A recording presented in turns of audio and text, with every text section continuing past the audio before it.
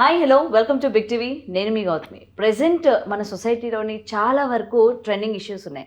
అంటే అసలు దేన్ని వైరల్ చేయాలి, దేన్ని వైరల్ చేయకూడదు, దేని గురించి మనం ఎక్కువగా మాట్లాడుకోవాలి, దేని గురించి మాట్లాడుకోకూడదు. సో ఇలాంటివి జనాలు మర్చిపోతున్నారా, లేకపోతే ఎంటర్టైన్మెంట్ కోసం ఏదైనా పర్వాలేదు మనం తీసుకుందాంలే అన్నట్టు తీసుకుంటున్నారో తెలియట్లేదు. కానీ ఈ మధ్య కాలంలో కొన్ని ఇష్యూస్ అయితే ఇదే తరహాలో ఉన్నాయి. మరి వీటన్నిటి గురించి కూడా మాట్లాడదాం. ఈరోజు మనతో పాటు వేదిక న్యూట్రిషన్ వనజ రామశెట్టి గారు ఉన్నారు. ఆవిడతో మాట్లాడి మరిన్ని విషయాలు తెలుసుకునే ప్రయత్నం చేద్దాం. నమస్తే మ్యామ్. నమస్తే మా గౌతమి. బీర్ బైసెప్స్లోనే ఆయన యూజ్ చేసిన వర్డ్స్ ఏవైతే ఉన్నాయో అది కేవలం ఆ ఒక్క షోకి పరిమితమా? అంటే చాలా మంది అంటున్నారు కదా, ఈయన చాలా అటు పేరెంట్స్ పైన వల్గర్గా మాట్లాడారు, ఇంట్లో ఉన్న తల్లిదండ్రుల పైన ఈ విధంగా మాట్లాడారు అని చెప్పి ఈరోజు అందరూ కూడా రియాక్ట్ అవుతూ ఉన్నారు.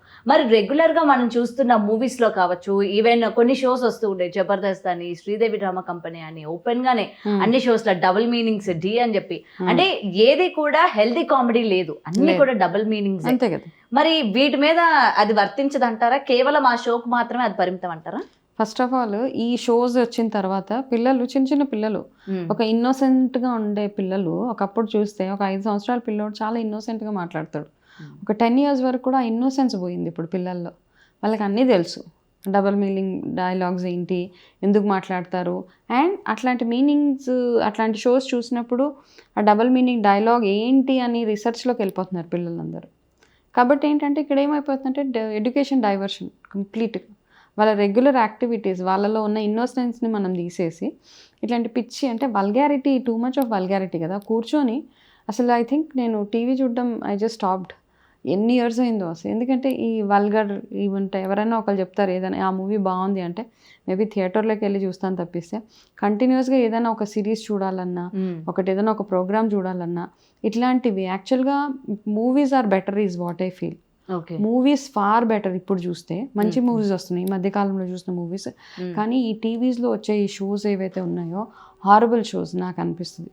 ఓకే, సీరియల్స్ పక్కన పెట్టేస్తే ఆ పిచ్చి కామెడీ ఎవరికి పనికి వస్తుంది? అది దేనికి? వాళ్ళ రేటింగ్స్ అవి పెంచుకోవడానికి అట్లాంటి యూజ్లెస్ కామెడీ, యూజ్లెస్ మాటలు అవి. అండ్ వర్స్ట్ పార్ట్ ఏంటంటే అవి చేసేది చిన్న చిన్న పిల్లలే. ఎస్, పిల్లల చేత చేపిస్తూ ఉంటారు. ఆ పిల్లల చేత ఆ చిన్న చిన్న వాళ్ళ అవగాహన ఎంత, వాళ్ళ ఆలోచన ఎంత, వాళ్ళు ఏం ఆలోచిస్తారు, వాళ్ళకి ఏం అర్థమవుతుంది ఆ షోస్ చేయడానికి? పెద్దవాళ్ళు చేస్తున్నారు, వాళ్ళకి సెన్స్లెస్గా ఉంటున్నారు. పెద్దవాళ్ళు ఎందుకు చేస్తున్నారో వాళ్ళకే తెలియాలి ఆ షోస్ అన్నీ.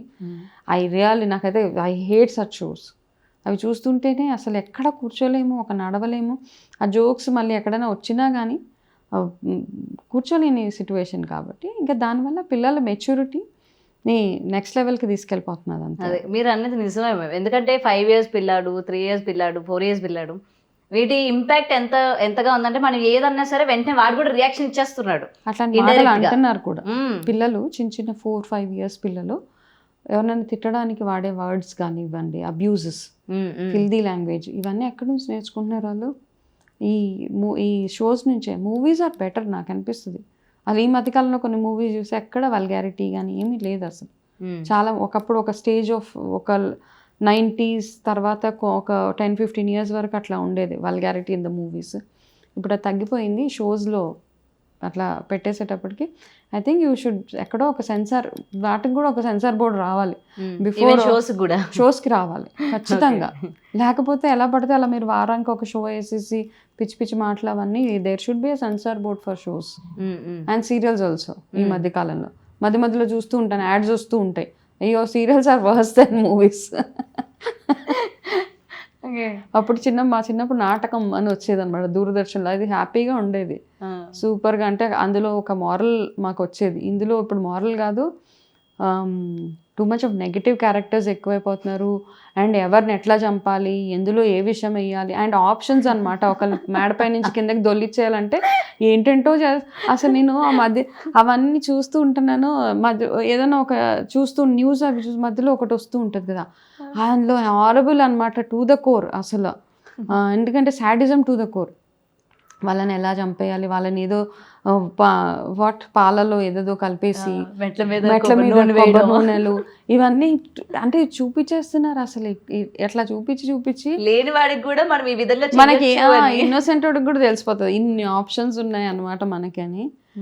అండ్ అలాగే ఈ మధ్య వచ్చే న్యూస్ ఆన్ సూసైడ్స్ కానీ పిల్లలు suicides 8th class 9th class 5th class పిల్లలు హ్యాంగ్ చేసుకొని చనిపోవడం ఇవన్నీ ఎక్కడి నుంచి వస్తుంది అవేర్నెస్?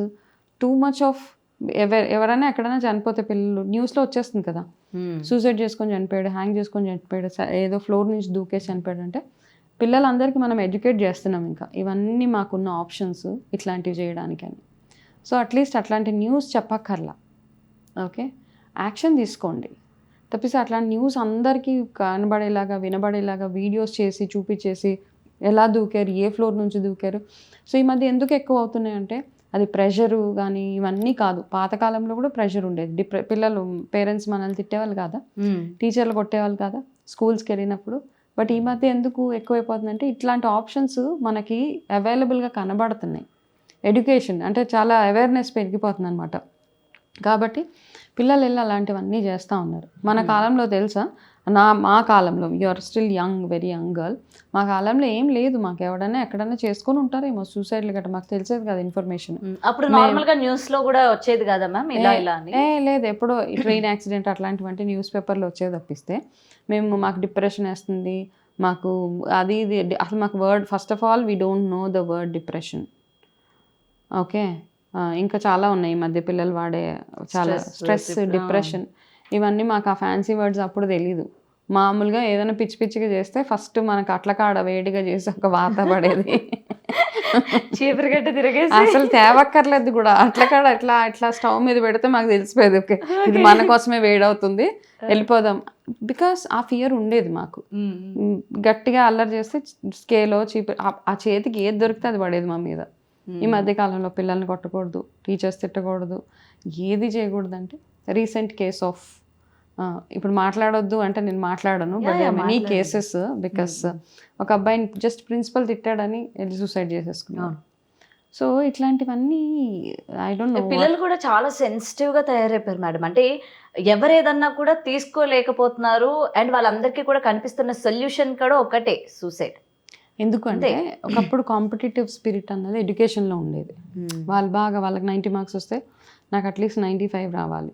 ఈ మధ్య ఆ కాంపిటేటివ్ స్పిరిట్ అన్నది వేరే వాటిలో వెళ్ళిపోయింది అన్నట్టు. వాళ్ళకంటే నేను బాగా కనపడాలి, వాళ్ళకంటే నేను బాగా మాట్లాడాలి, వాళ్ళకంటే నేను స్టైలిష్గా ఉండాలి, వాళ్ళకంటే నా లైఫ్ స్టైల్ బాగుండాలి, ఇట్లాంటి వాటిల్లో ఎక్కువైపోయి పిల్లలు ఆర్ గోయింగ్ త్రూ డిప్రెషన్స్. కానీ ఇప్పుడు లేని డిప్రెషన్ని తెచ్చిపెట్టుకోవడము, స్ట్రెస్, యాంగ్జైటీలు, ఇవన్నీ అక్కడి నుంచే వస్తున్నాయి. అండ్ పేరెంట్స్ వాడే ఈ వర్డ్స్ అన్నీ ఏవైతే ఉన్నాయో, I'm going through lot of stress, I'm depressed, I'm sad, okay, ఇట్లాంటివన్నీ పిల్లలు వింటున్నారు. పిల్లల ముందే దెబ్బలాడుకుంటాం కదా పేరెంట్స్, వాళ్ళకి అర్థమైపోతుంది, okay there is a word called depression, there is a word called stress, ఇట్లాంటివన్నీ అర్థమైపోయి వాళ్ళు కూడా అవి వాడడం స్టార్ట్ చేశారు. అవి వాడడమే కాకుండా అవి వాళ్ళ లైఫ్లో ఇంప్లిమెంట్ చేసుకుంటున్నారు. చేతులు కట్ చేసుకోవడము, ఇలాంటివన్నీ చేసేసుకోవడము. 10th క్లాస్ ఎగ్జామ్స్ ముందు, ఎగ్జామ్స్ వస్తున్నాయి అనగానే వాళ్ళకి ఎక్కడ లేని స్ట్రెస్, యాంగ్జైటీ, డిప్రెషన్, ఈ 3 ఒకటేసారి వచ్చేస్తున్నాయి వాళ్ళకి. అప్పట్లో ఏంటంటే అట్లా ఏమైనా టీచర్ కానీ పేరెంట్స్ కానీ ఒక స్కేలో ఏదో తీసుకొని బాగా చదివేదాకా కొట్టేవాళ్ళు. ఇప్పుడు అది అలౌ చేయట్లేదు కదా ఎక్కడ. అంటే పిల్లల్ని హ్యారాస్ చేయమనట్లేదు, ఎక్కడ ఒక దెబ్బ పడాలి పిల్లలకి అక్కడ పడాల్సిందే. అదంతా లేకుండా మేము చాలా ఓవర్ ప్యాంపర్ చేసేసి ఎక్కడి నుంచో ఎక్కడ లేని కల్చర్ అంతా మనం తెచ్చేస్తామంటే అట్లా వర్క్ అవ్వదు అసలు మనకి. Okay, yeah. సో ఏదైనా సరే ఇవన్నీ చూస్తూ ఉంటే బాబాయ్ రేపు పొద్దున ఆ పిల్లల ఫ్యూచర్ ఏంటి, ఇప్పుడే ఈ విధంగా ఉంది. ఇప్పుడు జెన్ బీటా ఏదో జనరేషన్స్ వస్తూ ఉన్నాయి కదా. సో రాను జనరేషన్స్ ఎట్లా ఉంటాయో, వాళ్ళు ఏమి ఇప్పుడున్న జనరేషన్ నుంచి వాళ్ళు నెక్స్ట్ జనరేషన్కి ఏం క్యారీ ఫార్వర్డ్ చేస్తారన్నది ఒక big question mark. Yes, okay. So అందరూ ఎన్ష్యూర్ చేయాల్సింది ఏంటంటే అది ఏ రకంగా అన్నది, హెల్త్ పరంగా అవ్వచ్చు, బిహేవియర్ పరంగా అవ్వచ్చు, ఎనీథింగ్, వాళ్ళకి ఒక మంచి ఫ్యూచర్ని వాళ్ళు ముందుకు తీసుకెళ్లేలాగా పేరెంట్స్ తయారు చేయాలి వాళ్ళని. తప్పిస్తే ఇప్పుడు యంగ్ మదర్స్ ఎవరైతే ఉన్నారో వాళ్ళందరూ ఒక మంచి కల్చర్ని అలవాటు చేసుకోవాలి. సరే ఇప్పటిదాకా కల్చర్ అటు ఇటు అయిపోయింది, అంతా చేంజ్ అయిపోయింది రీసెంట్గా. బట్ ఇక ముందు అయినా ఎవరైతే న్యూ మదర్స్ పిల్లలు ఇంకా ముందు బర్త్ ఇస్తారో వాళ్ళందరికీ ఒక మంచి healthy atmosphere, healthy environment, healthy మాటలు, చక్కగా వాళ్ళకి మోటివేషన్ కానీ ఇవన్నీ బాగుండేలాగా చూసుకునే బాధ్యత వాళ్ళకు ఉంటుంది. ఓకే మ్యామ్, ఒకటి ఇప్పటి వరకు పేరెంట్స్ ఏదైనా ఎంటర్టైన్మెంట్ కావాలన్నా, లేకపోతే పిల్లలకి ఎంటర్టైన్మెంట్ కావాలన్నా టీవీ, ఆ షోస్, ఆ వెబ్ సిరీస్లో ఇవి చూపిస్తూ ఉన్నారు. మీ వరకు చెప్పాలంటే పిల్లలకి ఇది ఎంటర్టైన్మెంట్, ఇది చేయండి, లేకపోతే ఇవి చూపించండి అంటే ఏం చెప్తారు? ఓకే, పిల్లలకి బేసికలీ ఏంటంటే ఇప్పుడు everybody is busy, both parents are busy కదా. అది అంటే ఇప్పుడు నీడ్, అది అవసరం. అది ఎంటర్టైన్మెంట్ వరకు నన్ను అడిగితే అయితే పేరెంట్స్ ఇన్వాల్వ్ అయితేనే అది పిల్లలకి ఏంటంటే ఒక యాక్టివిటీలో ఇన్వాల్వ్ అవ్వాలి.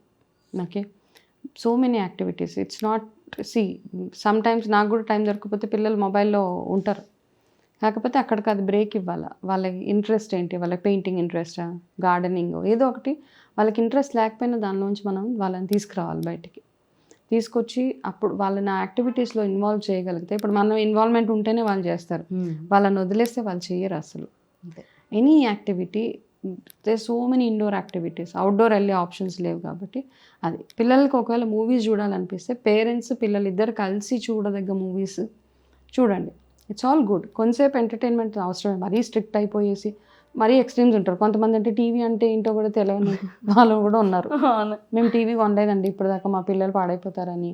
అంటే అట్లాంటి పిల్లలకి అబ్బా టీవీ మైండ్ అంతా అక్కడే ఉంటుంది. టీవీ అంటే ఏంటి, మా ఫ్రెండ్ వాళ్ళ ఇంట్లో టీవీ ఉంది, సో అవన్నీ ఇంకా ఎటెటో వెళ్తూ ఉంటాయి. అవన్నీ మరీ అంతగా కాకుండా ఎంత కావాలో అంత. పిల్లలు ఎప్పుడైనా సైడ్ ట్రాక్ అవుతున్నారు అంటే పేరెంట్స్ ఇమీడియట్గా ఇన్వాల్వ్ అయ్యి వాళ్ళని మైండ్ డైవర్షన్స్ పేరెంట్స్ మాత్రమే చేయగలుగుతారు, ఫ్రెండ్స్ చేయలేరు. Okay, only parent has to, మదరో ఫాదరో తీసుకొచ్చి చలో మనం గార్డెనింగ్ చేద్దాము, లేకపోతే మనం రన్నింగ్కి వెళ్దాము, మనం లేకపోతే ఏదైనా ఒక ఆడుకుందాము. పేరెంట్స్ ఎప్పుడైతే ఇన్వాల్వ్మెంట్ చూస్తారో పిల్లలకి దాని మీద ఇంట్రెస్ట్ కలుగుతుంది. If parents are not, they will copy parents. సింపుల్గా చెప్పాలంటే మీ పేరెంట్ ఏం చేస్తున్నారో మీ పిల్లలు అదే చేస్తారు. పేరెంట్ కంటిన్యూస్గా ఫ్రెండ్స్ ఎంటర్టైన్మెంట్ తిరిగితే పిల్లలు కూడా అదే చేస్తారు. పేరెంట్స్ ఇంట్లో కూర్చొని అదే పనిగా పనులు అవి ఇవి చేస్తూ ఉంటే when they see active parent, the child also is active. Okay. When they see a dull parent, the child also is dull always. Okay. So మీ పిల్లలు ఎలా ఉండాలనుకుంటున్నారో మీరు అలా ఉండాలి. ఓపిక లేనితనం అది okay, but still you have to be like that.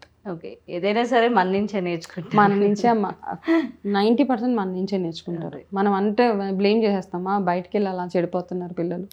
Parents నుంచే పిల్లలకి. Thank you so much. Welcome మా.